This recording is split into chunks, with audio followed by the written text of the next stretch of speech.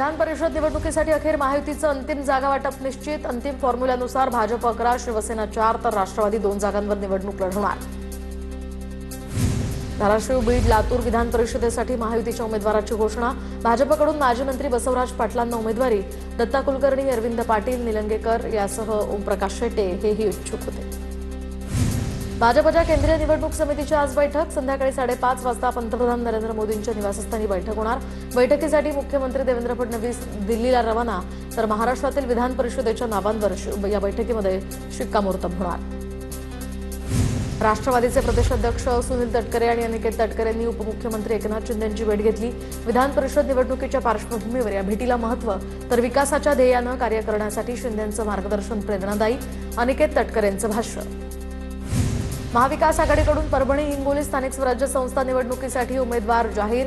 ठाकरेंच्या शिवसेनेचे परभणीचे महानगर प्रमुख डॉ. विवेक नावनंदर यांना उमेदवारी। दरम्यान महाविकास आघाडीमध्ये 17 पैकी 4 जागा ठाकरेंची शिवसेना लढणार। लाडकी बहीण योजनेमध्ये 80 लाख महिला अपात्र। पडताळणीनंतर 80 लाख महिलांची नावं योजनेतनं वगळली। लाभार्थ्यांची संख्या आता 2,46,00,000हून 1,66,00,000 पोहोचली। ई-केवायसीची मुदत वाढवण्यासंदर्भात सरकारचा कोणताही प्रस्ताव नाही। सरकारच्या शिष्टमंडळाच्या आश्वासनानंतर मनोज जरांगेंचे उपोषण मागे। जरांगेंच्या मागण्या सरकारकडून मान्य। 2 ते 3 दिवसात कार्यवाही सुरू करू, मंत्री विखे पाटलांचं आश्वासन। मनोज जरांगेंवर छत्रपती संभाजीनगरच्या गॅलेक्सी रुग्णालयामध्ये उपचार सुरू। उन्हात उपोषण केल्यामुळे जरांगेंची तब्येत खालावली, तर पुढील 48 तास डॉक्टरांच्या निगराणीखाली त्यांना ठेवणार। सरकार डबल ढोलकी, ओबीसींनी विश्वास ठेवू नये। सरकारनं घेतलेल्या निर्णयानं ओबीसींवर अन्याय। मनोज जरांगेंच्या मागणीवरून वडेट्टीवारांची प्रतिक्रिया, तर ओबीसींवर अन्याय झाल्यास रस्त्यावर उतरणार असल्याचा वडेट्टीवारांचा इशारा। वडेट्टीवारांनी काँग्रेस सरकार असताना ओबीसींचं कल्याण केलं का? डबल ढोलकीच्या टीकेवरून मनोज जरांगेंचाही वडेट्टीवारांवर पलटवार। विखेंनी घराण्याची अब्रू धुळीस मिळवली। जरांगेसारखा माणूस त्यांच्याशी खालच्या तिरस्काराच्या भाषेत बोलत होता। मंत्री विखे आणि जरांगेंच्या भेटीवर लक्ष्मण हाकेंचं विधान। प्रसाद लाड यांना आमच्या समस्या काय कळणार? आमदार प्रसाद लाड यांच्याबद्दल बोलताना लक्ष्मण हाकेंची जीभ घसरली, तर आमच्या टीकेवर लक्ष्मण हाकेंचं राजकारण सुरू। प्रसाद लाड यांची प्रतिक्रिया। मराठा समाजाच्या बोगस कुणबी दाखले काढणाऱ्यांवर आक्षेप। दरम्यान आमच्याकडे असलेल्या पुराव्यांमधून लढाई सुरू। गोपीचंद पडळकर यांची प्रतिक्रिया, तर ज्या जात पडताळणी समितीने दाखले दिले त्यांनीच ते रद्द करून द्यायचे। पडळकर आक्रमक। माझी ब्रेन मॅपिंग करा असं परळीतील म्हणाले होते। दरम्यान त्यांनी कुणाला माझा घातपात करायला लावला ते समोर आलं पाहिजे। आरोपींना कोण साथ देतंय ते लावून धरणार। घातपाताच्या आरोपांवर मनोज जरांगेंची प्रतिक्रिया। जरांगे पाटलांच्या मागण्यांमध्ये नवीन काहीच नव्हतं। जरांगेंच्या मागण्यांची पहिल्यांदाच पूर्तता झाली आहे। तायवाडेंची प्रतिक्रिया, तर आमच्यासाठी ही आनंदाची गोष्ट। ओबीसी आरक्षणाला धक्का लागलेला नाही। बबनराव तायवाडेंचं भाष्य। मराठा समाजाला न्याय देण्याची आमची भूमिका। जरांगेंना दिलेली आश्वासनं सर्वांसमोर आहेत। जरांगेंना दिलेल्या आश्वासनांवरून मुख्यमंत्री फडणवीसांची प्रतिक्रिया। मराठा आरक्षणाचा विषय हा तांत्रिक विषय। आरक्षणाचा विषय सरकार आणि जरांगे पाटलांच्या चर्चेत सुटेल। अन्य कोणी यावर चर्चा करू नये। खासदार संजय राऊतांची प्रतिक्रिया। पुण्यश्लोक अहिल्यादेवी होळकरांची आज 301वी जयंती, तर अहिल्यानगरच्या चौंडीमध्ये विविध कार्यक्रमांचं आज आयोजन। मुख्यमंत्री फडणवीसांकडून अहिल्यादेवी होळकरांच्या प्रतिमेला अभिवादन। उपमुख्यमंत्री सुनेत्रा पवार, राम शिंदे यांचीही इथे उपस्थिती। पुण्यश्लोक अहिल्यादेवी होळकरांच्या जयंतीच्या खर्चाचं ऑडिट करा, रोहित पवारांची मागणी। खर्च जास्त आणि जल्लोष कमी असं चित्र दिसतंय। अहिल्यादेवी होळकरांच्या जयंती उत्सवाच्या खर्चावरून रोहित पवारांचा निशाणा। कशाचं ऑडिट केलं पाहिजे याचं भान ठेवायला हवं। राजकारण कुठे करायचं आणि कुठे नाही याचं भान असायला हवं, एवढाच सल्ला। रोहित पवारांच्या अहिल्यादेवींच्या जयंतीच्या खर्चाचं ऑडिट करण्याच्या मागणीनंतर फडणवीसांची टीका। चौंडी हे पुण्यभूमी आणि प्रेरणास्थळ असून ते राजकारण किंवा वादासाठी नव्हे, तर अहिल्यादेवींना अभिवादनासाठी यावं। रोहित पवार आणि गोपीचंद पडळकर यांच्या समर्थकांमध्ये झालेल्या घोषणाबाजीवर राम शिंदेंची प्रतिक्रिया। सांगलीमध्ये एमआयएम पक्षासह काँग्रेस आणि राष्ट्रवादीच्या अनेक नेत्यांचा भाजपात प्रवेश। मिरज शहरातनं दुचाकी रॅली काढत शक्ती प्रदर्शन। प्राजक्त तनपुरेंना नवीन मार्ग दिसला, त्यांनी तिकडे सुखात राहावं, राजकीय श्रद्धांजली वाहतो असं म्हणत संजय राऊतांची घणाघाती टीका। पंतप्रधान आणि मुख्यमंत्र्यांचा आदेश मंत्री पाळत नसतील तर त्यांना बडतर्फ करा. मुख्यमंत्र्यांच्या पत्नी सायकलवरून फिरतात तर मंत्री मोठा ताफा घेऊन फिरतात.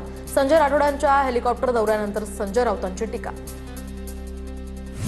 केसी वेणुगोपाल यांच्याकडून उद्धव ठाकरेंना शपथविधीचं निमंत्रण. उद्धव ठाकरेंना केसी वेणुगोपाल यांनी फोन केल्याची माहिती. ठाकरेंना वेणुगोपाल यांच्याकडून मुख्यमंत्री पदाच्या शपथविधीचं निमंत्रण. केसी वेणुगोपाल आणि उद्धव ठाकरेंमध्ये फोनवरून संवाद. सिंधुदुर्ग पोलीस खात्यातील भ्रष्टाचारावरून आरोप प्रत्यारोप तर जिल्ह्यातील पोलीस खात्यांमध्ये आता भ्रष्टाचार सुरू. शिवसेनेचे आमदार निलेश राणेंचा आरोप तर राज्याच्या गृहमंत्र्यांनी राजीनामा द्यावा. निलेश राणेंच्या आरोपांवर वैभव नाईकांची मागणी. निलेश राणेंच्या आरोपांची चौकशी करणार मंत्री नितेश राणेंचं आश्वासन. ईडीचं विशेष डायरेक्टर सत्यव्रत कुमार यांची स्वेच्छानिवृत्ती. दरम्यान 11 वर्ष शिल्लक असताना सत्यव्रत कुमार यांची स्वेच्छानिवृत्ती. अचानक स्वेच्छानिवृत्ती घेण्याचं कारण अद्याप अस्पष्ट.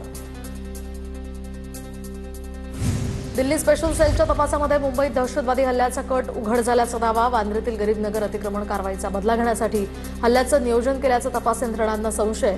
पोलीस कर्मचारी, सुरक्षा यंत्रणा आणि काही महत्त्वाची ठिकाणं लक्षावर असल्याचीही माहिती. पुण्यातील विषारी दारूमुळे हडपसरच्या काळेपडळमधल्या आणखी दोघांचा मृत्यू. पुणे आणि पिंपरी चिंचवडमध्ये विषारी दारूमुळे आतापर्यंत 24 जणांचा मृत्यू झाल्याची माहिती. पुण्यात विषारी दारू प्रकरणाचा सीआयडीकडून सखोल तपास सुरू. तपासासाठी सीआयडीची 5 पथकं तयार. उत्पादन शुल्क विभाग आणि पोलिसांकडून याचा तपास सुरू. पुण्यातील विषारी दारू प्रकरणामध्ये पोलिसांचा नाकर्तेपणा. दारूचे अवैध धंदे सुरू होते. पोलिसांना माहीत नव्हतं का? पोलिसांकडून हप्तेगिरी सुरू आहे. रवींद्र धंगेकरांचा आरोप.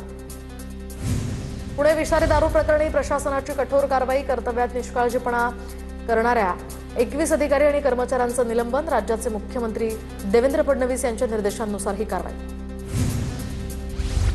पुण्यातील अवैध दारू अड्ड्यांवर पोलिसांचा धडक. कारवाईचा बडगा. 2 दिवसात 10 ते 12 दारूच्या या भट्ट्या पोलिसांकडून उद्ध्वस्त. पिंपरीमधील विषारी दारू पिऊन मृत्यू झाल्याच्या प्रकरणी मृतांच्या कुटुंबियांना सरकारकडून 5 लाखांची मदत तर मंत्री गिरीश महाजनांची माहिती. पालिकेकडून आधीच 1 लाखांची मदत जाहीर करण्यात आली आहे. किल्ले रायगडाचा पायी मार्ग 30 मे ते 1 जून दरम्यान बंद. शिवराज्याभिषेक सोहळ्याच्या पार्श्वभूमीवर धोकादायक दगड हटवण्याचं काम सुरू. रोपवे सेवा मात्र नियमित सुरू राहणार. भीमाशंकर मंदिर 15 जूनपासून भाविकांसाठी खुलं होणार. सभामंडप आणि पायरी मार्गाचं काम आता अंतिम टप्प्यात. 5 जूनपासून ऑनलाईन नोंदणी प्रक्रियाही सुरू होणार. मुंबई मध्य आणि हार्बर रेल्वे मार्गावर आज मेगा ब्लॉक. सीएसएमटी ते विद्याविहार अप आणि डाऊन धीम्या मार्गावर ब्लॉक असेल तर हार्बर मार्गावर कुर्ला ते वाशी अप आणि डाऊन या मार्गावर ब्लॉक. केंद्र सरकारकडून कांदा प्रश्नावर बैठकांचा सपाटा सुरू. 6 रुपये किलोनं चाकण बाजार समितीमध्ये लिलाव. दर परवडणारा नसल्याची शेतकऱ्यांची भावना तर खर्च निघण्यासाठी किमान 20 ते 21 रुपये किलो दर मिळणं आवश्यक. शेतकऱ्यांच्या प्रतिक्रिया. नाशिकमधील नाफेड कांदा खरेदीवर महसूल आणि पणन तसंच कृषी विभागाच्या एकत्रित पथकांचा वॉच. विक्रीतील घोळ आणि फसवणुकीला आळा घालण्यासाठी पथकं तैनात. कांद्याला किमान 25 रुपये किलोचा दर हा शेतकऱ्यांचा हक्क. कांदा उत्पादक शेतकऱ्यांना त्यांचा हक्क मिळालाच पाहिजे. रोहित पवारांची मागणी. डॉक्टर बाबासाहेब आंबेडकरांनी सांगलीमध्ये ज्या ठिकाणी 1935 रोजी बौद्ध परिषद घेतली होती त्या ठिकाणी केंद्रीय मंत्री रामदास आठवले यांनी भेट दिली आहे. याचवेळी मोठ्या संख्येनं पदाधिकारी आणि कार्यकर्ते उपस्थित होते. पुण्याच्या नसरापूरमधील अत्याचार आणि हत्येप्रकरणी विशेष न्यायालयामध्ये 2 महत्त्वाच्या साक्षीदारांचा जबाब नोंदवला. 3 वर्षांच्या चिमुकलीवर अत्याचार करून तिची निर्घृण हत्या करण्यात आली होती. साताऱ्यामध्ये कृष्णा साखर कारखान्याच्या निवडणुकीत जयंतराव भोसले पॅनलच्या प्रचाराचा शुभारंभ. वडगाव हवेली इथल्या हनुमान मंदिरामध्ये या प्रचाराचा नारळ फोडलाय. अकोला शहरातल्या राष्ट्रीय स्वयंसेवक संघाच्या कार्यालयावर कथित हल्ला तर काँग्रेस आमदार साजिद पठाण आणि माजी महापौर मदन भरगड यांच्यासह 12 जण निर्दोष. अकोला जिल्हा न्यायालयाचा निकाल. संभाजीनगरच्या वाळूज परिसरामध्ये एनआयएची मोठी कारवाई. यूपीचा रहिवासी असलेल्या 23 वर्षाच्या तरुणाला ताब्यात घेतलं. दहशतवादी शहाजाद भट्टीच्या संपर्कात असल्याचा त्याच्यावर संशय. एनआयएनं देशभरात केलेल्या कारवाईमध्ये 9 जणांना ताब्यात घेतलंय. पालघरच्या बोईसरमध्ये सीएनजी पंपावर वाहन चालकांवर तासनतास थांबण्याची वेळ. दुरुस्तीच्या कामामुळे सीएनजीच्या पुरवठ्यावर परिणाम. सीएनजी तुटवड्याची समस्या सोडवण्याची आता वाहन चालकांची मागणी.